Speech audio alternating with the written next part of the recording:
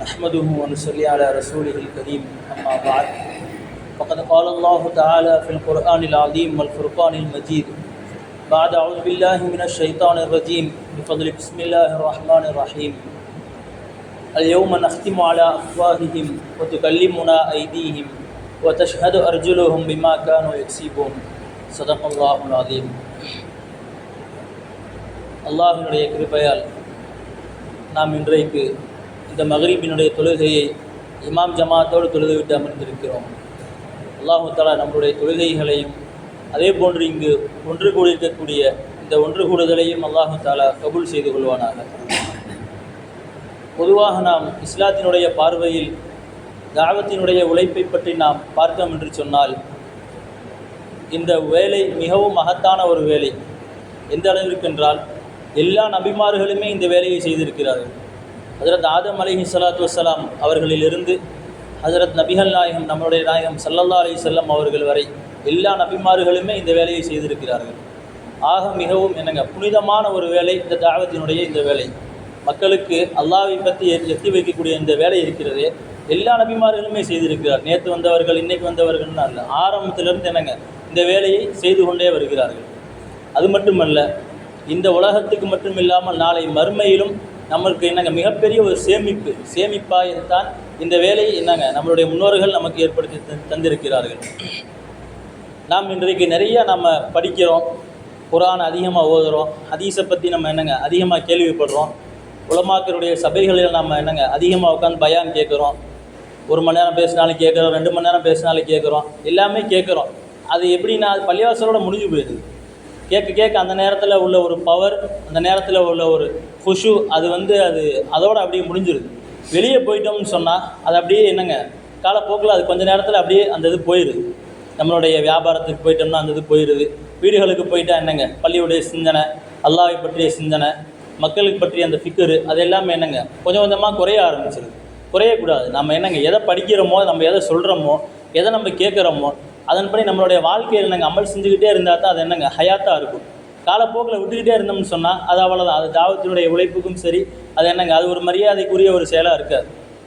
எது சொல்கிறோமோ, எதை கேட்குறோமோ, நம்மளுடைய வாழ்நாள் முழுவதும் கடைசி வரையும் இந்த விஷயத்தை ஃபாலோ பண்ணிக்கிட்டே இருக்கணும். அப்படின்னா தான் அதுக்கு அது ஒரு கண்ணியம் செய்தவரை நம்ம ஆக முடியும். அதே போன்று நபி ஸல்லல்லாஹு அலைஹி வஸல்லம் அவர்கள் இருக்காங்களே, நமக்கு எல்லா விதத்துலேயுமே அவங்க தான் முன்மாதிரி. எல்லா விஷயம், வியாபாரமாக இருந்தாலும் சரி, தொழில் துறையாக இருந்தாலும் சரி, அல்லது குடும்ப விஷயமாக இருந்தாலும் சரி, எல்லா விஷயத்திலேயும் நம்மளுடைய நாயகம் தான் நமக்கு முன்மாதிரியாக இருக்காங்க. நம்ம வேறு யாரையுமே நம்மளுடைய வாழ்க்கையில் ரோல் மாடலாக நம்ம எடுத்துக்கக்கூடிய வேண்டிய தேவையில்லை. இன்றைக்கி அல்லாஹ் பாதுகாக்க வேண்டும். நிறைய இளைஞர்கள், வாலிப பசங்க இன்றைக்கி என்ன செய்கிறாங்கன்னா, அதிகமாக நடிகர்களை பின்பற்றக்கூடிய மோசமான ஒரு காலகட்டத்தில் வாழ்ந்து கொண்டிருக்கு. எல்லா பேர்களுமே இன்றைக்கி அப்படி தான். அல்லாஹ் பாதுகாக்கணும். இதுக்கெல்லாம் என்ன காரணம்னு சொன்னால், பள்ளியினுடைய தொடர்பு இல்லை. பள்ளியை விட்டு எந்த அளவுக்கு தூரம் ஆகிட்டு போகிறாங்களோ அப்போ தான் இந்த மாதிரி செயல்கள் பூரா கூடயே வரும்.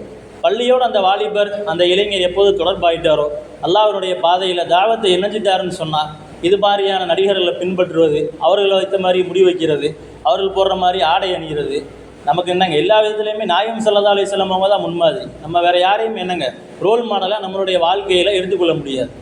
நம்ம ஒரு விஷயம் நம்ம தெரிஞ்சுக்கிறோம். அதாவது ஒழுக்கத்தை நம்ம கற்றுக்கிறோம்னு சொன்னால், நமக்கு ஒழுக்கம் என்பது எப்படிங்க, நமக்கு மேலே உள்ளவங்கள்ட்ட இருந்து தான் நம்ம ஒழுக்கம் கற்றுக்க முடியும். கீழே உள்ளவங்கள்ட்ட இருந்து நம்ம ஒழுக்கம் கற்றுக்க முடியாது. பொதுவாகவே இந்த ஒழுக்கம், அதே மாதிரி இந்த ஒழுகுதல்னா சொல்கிறோம் பார்த்தீங்களா, அது மேலேருந்து தான் ஒழுகும். கீழேருந்து வர்றதுக்கு பேர் அது ஒழுகுதல்னு சொல்ல முடியாது, அது பீறிக்கிட்டு வருதுன்னு தான் சொல்லுவோம். அதே மாதிரி ஒழுங்கு என்பது நமக்கு மேல் உள்ளவங்க, ஹஸ்ரத்தாக இருக்கட்டும், அல்லது நம்மளுடைய தாய் தந்தையாக இருக்கட்டும், நம்மளுடைய ஷேகுமார்களாக இருக்கட்டும், ஸல்லல்லாஹு அலைஹி வஸல்லம், சஹாபாக்கள் போன்ற நல்லவர்களிடமிருந்து தான் நம்ம ஒழுக்கத்தை பயிலணுமே தவிர, நடிகர்கள், அதே மாதிரி தேவையில்லாத அரசியல்வாதி, இது மாதிரி நமக்கு யார் மீது நம்ம அதிகமாக முஹப்பத் இருக்கிறதோ அவர்களை பின்பற்றுவது எந்த விதத்துலையுமே அது ஜாயிஸ் கிடையாது, கூடவும் கூடாது. காரணம், ஸல்லல்லாஹு அலைஹி வஸல்லம் அவர்கள் நமக்கு எல்லா துறையிலும் முன்மாதிரியாக இருந்திருக்கிறார்கள். ஒரு சாதாரண மனிதர்கிட்ட எப்படி நடந்துக்கிறணும், தன்னுடைய வீடுகளில் எப்படி நடந்துக்கிறணும், அதே மாதிரி பணக்காரர்கிட்ட எப்படி நடந்துக்கிட்டாங்க, பாமர மக்கள்கிட்ட எப்படி நடந்துக்கிட்டாங்க, எல்லாத்துலேயுமே நம்ம ஸல்லல்லாஹு அலைஹி வஸல்லம் அவர்களை பார்த்தாலே நம்மளுடைய வாழ்க்கை சீராயிரும். உங்களுக்கு தெரியும், சுமாமான்னு ஒருத்தர் இருந்தார். ஸல்லல்லாஹு அலைஹி வஸல்லம் அவருடைய காலகட்டத்தில் சுமாமான்னு ஒருத்தர் இருந்தார். அவர் எப்படின்னா, நாயகம் ஸல்லல்லாஹு அலைஹி வஸல்லம் அவர்களுக்கு ஒரு எதிரியாக இருந்தார். அவரை கைது செய்யப்பட்டு கூட்டிகிட்டு வர்றாங்க. அந்த காலத்தில் மஸ்ஜிது நபவியிலே தான் கைதிகளெல்லாம் கட்டப்படுவாங்க. ஏன்னா அந்த காலத்தில் இன்றைக்கி இருக்க மாதிரி ஜெயில் கிடையாது. என்னங்க அது வந்து மஸ்ஜிதாகவும் இருந்துச்சு, மதரசாவாகவும் இருந்துச்சு. எதுங்க மஸ்ஜிது நபவி மதரசாவாகவும் இருந்துச்சு, கைதிகளை கட்டக்கூடிய ஜெயிலாகவும் இருந்துச்சு. எல்லாமாக இருந்தது என்னங்க ஒரே ஒரு மஸ்ஜிது நபவி தான். அந்த தூணில் கொண்டு வந்து சுமாமா ரலியல்லாஹு அன்ஹு அவங்க இப்போ இஸ்லாத்துக்கு வரல, அவங்கள கொண்டு வந்து கைதியாக வந்து கட்டப்படுறாங்க. ஸல்லல்லாஹு அலைஹி வஸல்லம் தங்குறாங்க. 3 நாள் தங்கியிருக்காங்க. ஸல்லல்லாஹு அலைஹி வஸல்லம் சுஹபத்தில் 3 நாள் இருக்காங்க.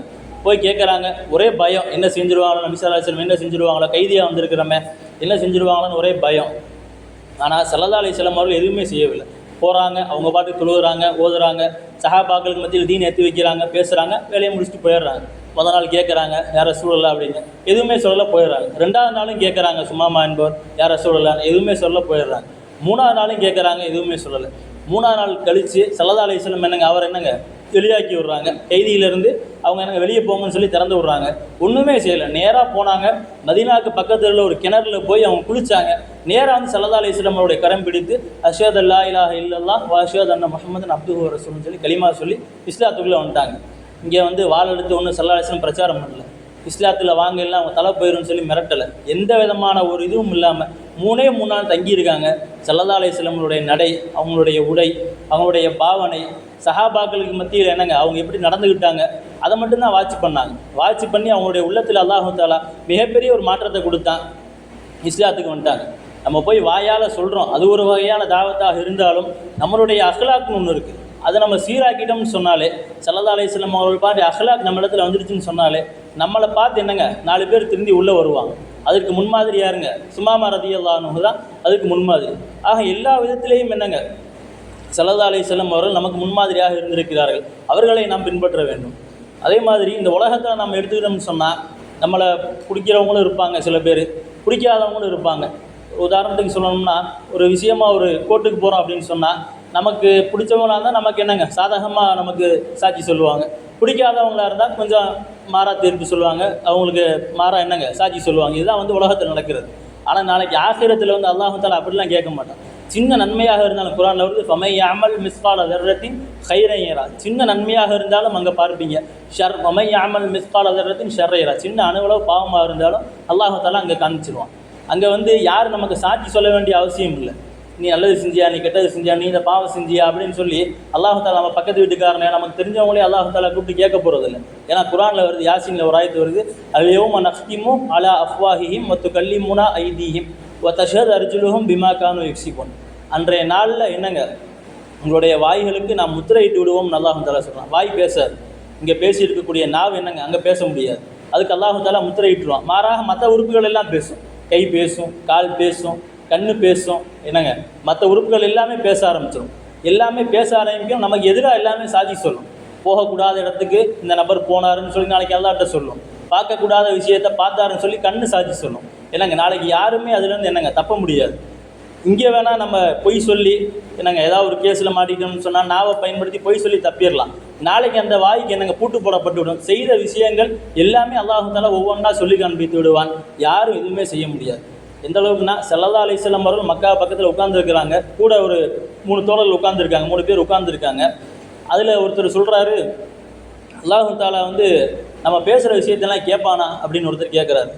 பக்கத்தில் 2வது ஒருத்தர் உட்காந்துருக்காரு. அவர் சொல்கிறாரு, அல்லாஹ் தஆலா மெதுவாக பேசினா கேட்க மாட்டான், கொஞ்சம் சத்தம் போட்டு பேசினா அல்லாஹ் தஆலா கேட்பான் அப்படின்னு ஒருத்தர் சொல்கிறார். அதுக்கு அங்கிட்டு 3வது ஒருத்தர் உட்கார்ந்தார்.